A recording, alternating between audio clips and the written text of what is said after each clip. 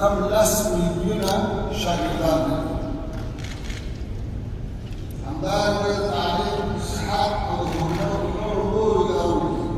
فضیلت هؤلاء هم په رڼا وظایف کار کوي. په ځینو برخو کې چې اوس مناسب چاپېریال نه دی جوړ شوی، ښځینهو ته په خپلو کورونو کې معاشونه ورکول کېږي. درنو ټولوالو، له لسیزو ولسوالۍ وروسته زموږ حکومت ټینګ عزم لري چې افغانستان نور د سولې، ثبات او اقتصادي همکاریو مرکز شي. موږ ځان او نړۍ دواړو ته ثبات غواړو. په افغانستان کې ثبات نه یوازې دا چې د ټولې سیمې ثبات تضمینولی شي، بلکې د سیمې په اقتصادي اراضۍ او پراختیا کې د افغانستان ثبات مهم رول لري. زموږ نوی بهرنی سیاست ډېر اصلي و. زموږ نوي بهرني سیاست یو اساسي رکن د اقتصاد محوري ده. اوس د دې وخت رارسېدلې چې افغانستان په عملي ډول د اسیا په حدودالله وکړی شي. د افغان امنیت، ټینګ سیاسي عزم او شفاف اداري نظام هغه عوامل دي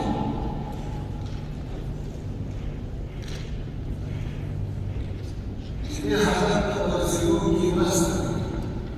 افغانستان د منځنۍ اسیا او جنوبي اسیا ترمنځ د سوداګریزې لارې ورکړې تر ټولو نږدې او ارزانه لار تشکیلوي. د ذخیرو کوونکو سیمو نړیوالې ټولنې سره ژمنه کړې وه چې هېڅ ډلې او ویاپار ته به اجازه ورنکړو چې د افغانستان خاوره د بل هېواد په خلاف وکاروي. د هوکړې د دویمې برخې په اول بیت کې راځي: د افغانستان اسلامي امارت په خپل حفظ کوي او د افغانیت په شمول هېڅ ډلې او ویاپار ته اجازه ورنکړي چې د افغانستان د خاورې څخه د چا امنیت ته ګواښ پېښ کړي. غواړم د دې فرصت څخه په استفادې واضح کړم چې موږ د سیمې او نړۍ د امنیت او د افغانستان امنیت یو له بل سره تړلي وو. بناء د امنیت د تامین په برخه کې خپل ټول مسؤلیت ته متوجه یو. د سیمې او نړۍ هم دا وکړل چې د افغانستان د امنیت د ټینګښت په برخه کې خپله هڅه او مرسته ورسوي. د متحده ایالاتو هم دا وکړل چې د ذخیرې او اقتصادي وجودي برخه کې چې د دوی مسؤلیتونه ویجاړ شي، په هغو کړو تعهداتو عمل وکړي. د امنیت د راټولو په وړاندې زموږ د نظام پالیسي روښانه ده او دا په دې پلان کې په عمل کې ثابته کړې.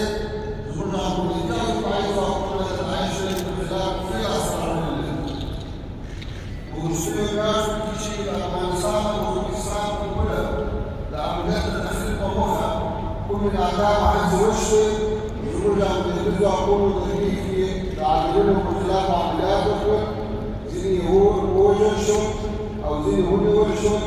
داعش او بلې هېڅ ډلې ته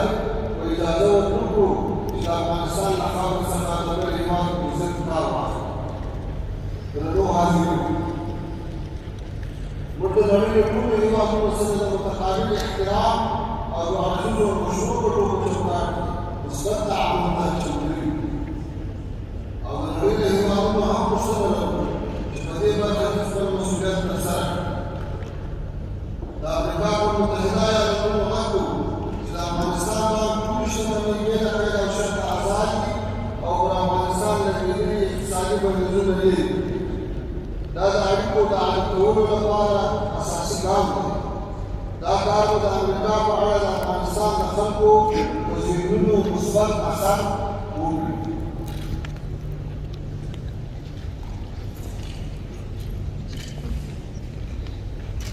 همدارنګه د نړۍ په ټولو هېوادونو غږ کوو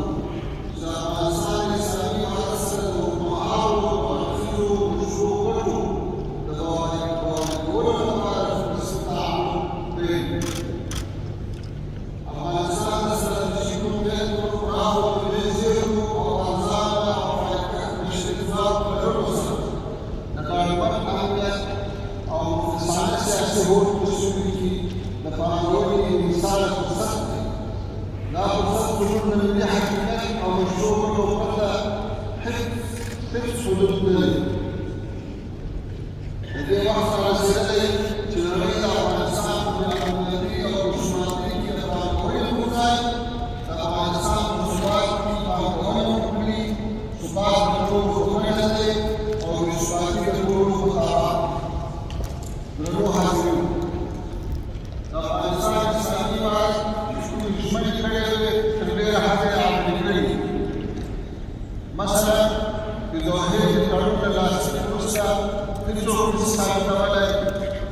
افغانستان خاوره کې د نورو په ځینې کې جمع شوي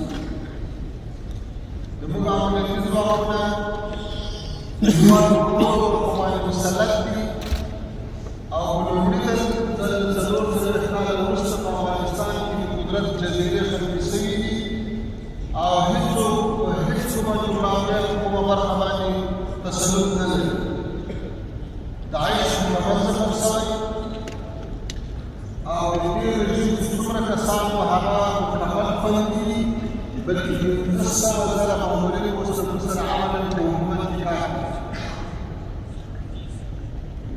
او څوک چې بهر ته تللي دي هغه بېرته په جوګو را روان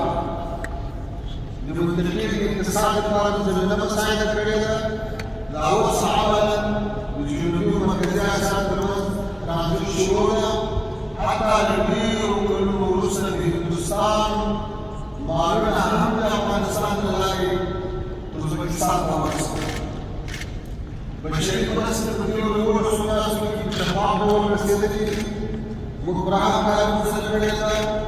ټولو خیریه بنسټونو سره او سازمانونو سره او حکومتونو سره چې زرګونو افراد یې په تېرو 12 کې افغانستان ته راغلي دي د هغوی امنیت ډېر کلک سره شوی او هېچا ته تکلیف نه رسوي بله خبره د نړیوالې ټولنې غوښتنه وه چې آزاد سفر باید افغانانو ته مهیا شي اوس افغانان حق لري د هوا له لارې حق د باذن الله آزاد سفر کولی شي بهر ته تللی شي حتی په لومړي ځل له 40 کلو وروسته د افغانستان د مختلفو ولایاتو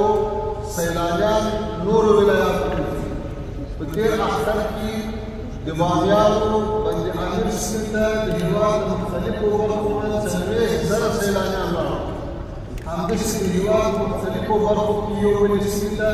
آزاد سفرونه د تجارانو د مالونو د اشخاصو